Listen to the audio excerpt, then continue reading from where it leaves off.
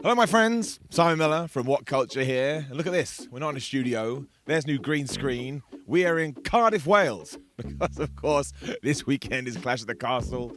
You may be able to see the Principality Stadium over there with two non-AEW wrestlers. But we here at WhatCulture Wrestling enjoy winding up the internet. That is our secret. But we're on location, of course. So if you're going, Simon, where is SmackDown Ups and Downs? That will be live at some point today, I presume, because we have a live show and we're going to do it there. But listen, as I've told you before, and as I will tell you again, the content never stops, especially with this show, because Rampage is the official go-home show for All Out, which is also happening this weekend, because there's so many too many damn wrestling shows. Hello, runner there. Ah, she waved back. What a lovely person. I just waved thinking she looked at me like I was scum. I like her. The point is this, it's time to up those downs for AEW Rampage. So, of course, this is a more non-uniform ups and downs. Does that make sense? We just kind of chill out and we wiggle a little bit. And I read it off my phone because I did watch it at like 3 o'clock this morning. But you don't want me doing a script. But the first match we did have was the semi-finals of the Trios tournament, title tournament. That's not what it's called. And it was Hangman Adam Page, John Silver, and Alex Reynolds taking on the Best Friends. And of course, the big story here is that Hangman Adam Page has been inserted into the Dark Order team. And of course they won because come Sunday, we're getting the Elite versus the Dark Order and Hangman Adam Page. So at the start of that fight, you're going to have Kenny Omega and the Young Bucks looking at Hangman. Hangman's going to be looking at them. There's going to be tears. There's going to be sorrow in your heart. The rest of the Dark Order are going to be like, man, we're the third wheel in all of this. But I will say, this was an excellent match. And the reason it was excellent is because the first half, it was basically comedy. And the second half, they went full on modern day pro wrestling. I mean, Danhausen was out with the Best Friends and he tried to curse Hangman Adam Page. The ref went, dude, you've got to go. And think how many times the referee has totally ignored shenanigans that is going on. But because Danhausen was cursing people, he had to go. And there was also, let me just check my notes here. Something happened, I can't remember now, but the Dark Order basically got beaten up. And I think it was Hangman Page cradled John Silver as if he was a baby. I always like to check these things out on the internet. And I saw so many people going, oh, that was so pathetic. It was so dumb. Goofy wrestling for life. I'm a bit worried about WWE. Triple H is taking things so seriously. I have to get my nonsense in my sports entertainment. And that's what it was. But honestly, get through the first, say 5-8 minutes. No, first 5 minutes. And the latter part, oh my gosh, they just go crazy. There's an incredible near fall when the Best Friends hit their sort of top rope finish thingamajig when Orange Cassidy comes off the top. And even though you would never allow the Best Friends to win, my tum-tum did go, oh my gosh, they're going to surprise us all. It's going to be the swerve, which would have been bad storytelling, but we didn't do that. And the finish came after. That's right. This is the thing we need to talk about. Silver, on Chuck Taylor, I believe, used the most devastating move in all of sports entertainment, and he pinned him. Now, there was another most devastating move in all of sports entertainment in a later match. I understand why they did this. It kind of felt to me like they wanted to protect the Best Friends a little bit, especially Orange Cassidy. It's quite clear he's deemed a major player in AEW. When it comes to big tournament matches like these, I do think you should always, it should be big move, 1, 2, 3, no nonsense, no mucking around, they can go on to the finals. If it doesn't matter, no, absolutely not. Come on now. It was a really, really good match. And of course, yes, we now know what the finals are going to be. And if that match isn't 5 stars, 6.25 in the Tokyo Dome, I will be a surprised man. So surprise, surprise, it is getting an up. We then had an Eddie Kingston promo because he is taking on Ishii in the pre-show at All Out, which is kind of nuts. That's like a massive match. And there's now 11 matches on the main card. There's 15 total. So what you need to do is you need to get your buddies round, you need to buy a bunch of pizza, make sure you watch Clash at the Castle as well, then watch NXT, then watch All Out, and then you never watch wrestling again. I think it got a bit weird, Rampage, because it was Ray Fenix versus Blake Christensen. Now, Blake has been on AEW before. I think he's mostly done Dark. I don't think he's ever been on one of the major shows, if we are going to call it that. But fundamentally, well, not even fundamentally, this was brilliant. This was an excellent match. Of course it was. It's Ray Fenix, and if you've never seen Blake Christensen, holy crap. Why do these things always happen when we're doing live shows? Should we move into them? That's right. This is why you watch Ups and Downs. Let's see what's going to happen. Oh my gosh, almost tripped. So don't trip over that plant, Phil. There's a deadly plant right there. This is like David Attenborough stuff. See? This is why we like going live on location. We're not going to do anything aggressive. We're just going to walk into the pigeons. I don't like pigeons, for the record. Oh my gosh. It's like that terrible scene from Mary Poppins. Oh look, they're parting. It's like the sea. They're parting ways. This is like my new friends. Look, I thought they were going to go crazy. They're not. What are we eating? What's going on, boys? They're just eating birdseed. What were we talking about? Ray Fenix versus Blake Christensen. It was awesome, and it was proper move, go, go, go. I think Ray Fenix is one of the... If we're taking what wrestling has evolved into, you know, Ray Fenix is right up there. He won with a sit-out tombstone pile driver. I'm going to give it an up because I think it would be unfair to give it a down, but it was like honestly about 2.5 minutes. So I don't really understand what we're going to do with Blake going forward. Does AEW even need extra people on the roster right now? Arguably not, especially because Tony Khan has said after this Sunday's pay-per-view, everybody's back is basically what he's hinted at, which probably means MJF. MJF is going to take up a lot of TV time. He deserves a lot of TV time. So, because Ray Fenix is, hey, son. That's what I wanted to do when I walked into it.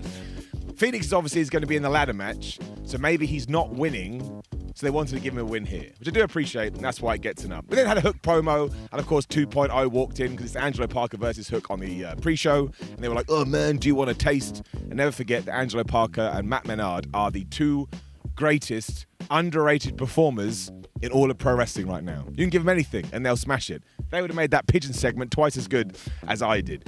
This is when Rampage got even stranger than it already was. We had Ruby Soho and Ortiz versus Sammy, Guevara and Melo for the second time. This one, the AAA mixed tag team belts were not on the line, but if Ortiz and Soho won, they would then have another match on Sunday with the belts on the line. Now, in terms of what this match was, it was fun. It was good. Everybody in here is a terrific professional wrestler, but here's my issues with it. One, I still don't care. Oh my gosh. Oh, hello, that's people that know the show. Yes, they're driving a Ford Fiesta. I won't read out their registration plate, that seems mean. I've lost my train of thought because somebody honked at me. Point is this, do I, just not in a bad way, just in a purely realistic way, do I care about the AAA mixed tag team titles? No, I don't, because they appear and then they vanish. There's no real build, there's no real story. But I kind of do give a crap about everybody in this because we do know their narratives to a little bit. But it ended with Ruby Soho hitting the most devastating move of all the sports entertainment, the surprise roll-up, onto Ty. And my big takeaway was, okay, I enjoyed the 10 minutes or whatever it was.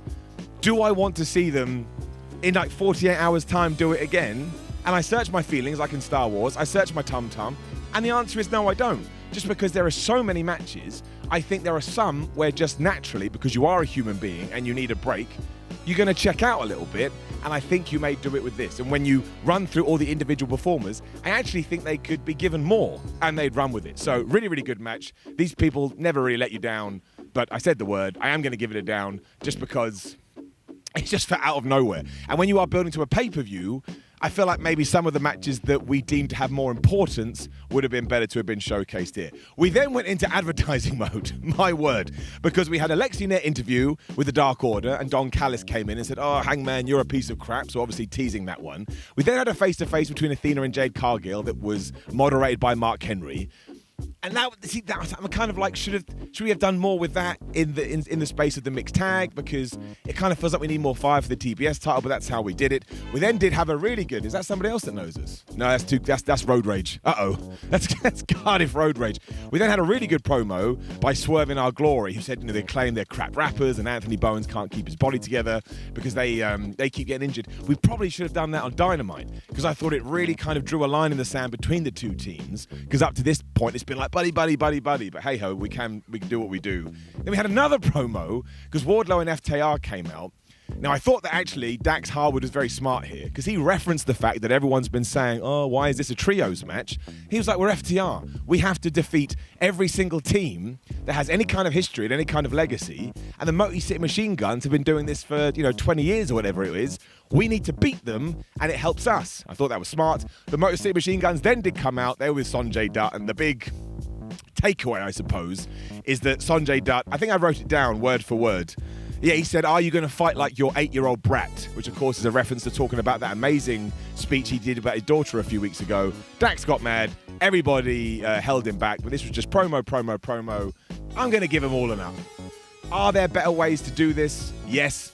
But we have 60 minutes. And I actually thought it's like Tetris. I thought we got this stuff in there quite well, which actually brought us to our main event, which is Ricky Starks versus QT Marshall. That makes all the sense in the world because, of course, the Factory have been beating Ricky Starks up. Ricky is a smart babyface, and he locked the rest of the Factory in their locker room, and that allowed him to beat QT up for a little while. Of course, eventually the Factory got out, they came to the ring, they cast distraction. Ricky was having none of this and basically did this massive spear, which took them all out. I think there was a near fall after the Diamond Cutter. This is why you don't watch shows at 4 a.m. in the morning. Starks got out of that. That's what happened. QT went for the crossroads. Ricky said, nah, not happening. Gave him the spear. 1, 2, 3. Ricky Starks is just the man. He's just the best. Powerhouse Will Hobbs came out afterwards, and they looked at each other because that's what you do. Then they started to have a brawl, I believe. Yes, they did brawl. And then from nowhere, because Chris Jericho had been on commentary, I think Tony Khan went, we didn't mention that match on this show. So Bryan Danielson just walked out and he got in Chris Jericho's face. But I am going to give this an up. Ricky Starks versus Powerhouse Will Hobbs is, if we're talking about original talent, is that the right way to call it in AEW? I'm so excited about this because whoever wins, I kind of feel like we all win. We could turn Powerhouse Will Hobbs into a super heel. Ricky Starks, to me, could be a world champion in the next 12 months, like a babyface world champion, which would rock. And that was it. That was Rampage. It was an okay show. I think Tony Khan and AEW are aware that it needs a little bit of a rehab, a refit, a reset, because he came out recently and said, following the pay-per-view, when we are back to full strength, there's going to be bigger matches, there's going to be bigger stars. I do think that will help it, but as I always say, it's 60 minutes of wrestling, and if you watch it with that in mind, it's just meant to be like an injection right into your face. It's never been boring. It's never been anything but entertaining. Sure, you want to make sure you ramp up the here we come before a pay-per-view, but I'm pumped for All Out, and I'm pumped for Clash of the Castle. I'm just pumped. I'm having a good time. So Rampage overall is going to get an up. I will have to see what's going to happen. Don't forget CM Punk, Jon Moxley. We were talking about this last night, the WhatCulture crew. We all think that CM Punk is going to win, but how he's going to win, nobody has a clue, because it certainly does feel like the time is here to turn heel. Anyway, make sure you like the video, share the video, subscribe, leave a comment below, and let us know what you thought about Rampage and what you think about All Out. Otherwise, WhatCulture.com, there's going to be a bunch of articles going up. Make sure you check that out. At Simon Miller 316, at WhatCulture WWE. Find all the WhatCulture guys and follow them on social media. But more importantly than that, this is a packed weekend. This is a stacked weekend. Watch it all, eat some pizza, have some fun, run around naked, make sure the police don't see you because you will be arrested. That is an offense. I am Simon Miller, and I will see you soon.